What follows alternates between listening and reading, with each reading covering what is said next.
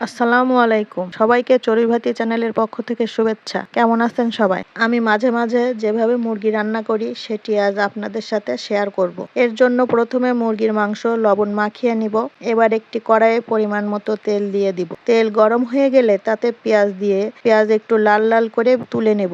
এবার একটি মিক্সার ব্লেন্ডারে বাদাম, দারুচিনি, এলাচ, গোলমরিচ, কয়েকটি টমেটো, ভেজে রাখা পেঁয়াজ, 1 চামচ রসুন বাটা, আদা বাটা, জিরা বাটা, ধনিয়া বাটা, শুকনা মরিচ বাটা দিয়ে পেস্ট তৈরি করে নিয়েছি। আবারও একটি কড়াইয়ে পরিমাণ মতো তেল দিয়ে দিব। তেল গরম হয়ে গেলে মুরগির মাংসগুলো ভেজে নিব। একই তেলে দিয়ে দেব তৈরি করা পেস্ট, একটু নাড়াচাড়া করে তাতে দিয়ে দেব তেজপাতা, পরিমাণ মতো লবণ ও হলুদ। একটু নাড়াচাড়া করে মুরগির মাংস ও আলুগুলো দিয়ে দেব।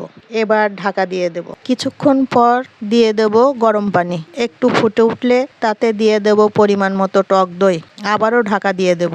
ঝোল কমে আসলে নামিয়ে নেব। এই যে আমাদের মুরগির মাংস রেডি। এতক্ষণ ধরে আমাদের ভিডিওটি ধৈর্য ধরে দেখার জন্য অসংখ্য ধন্যবাদ। ভালো লাগলে লাইক, শেয়ার ও কমেন্ট করবেন। আমাদের ইউটিউবে আরও একটি চ্যানেল আছে, একটু কষ্ট করে সাবস্ক্রাইব করবেন। সবাইকে ধন্যবাদ। ভালো থাকবেন। আল্লাহ হাফেজ।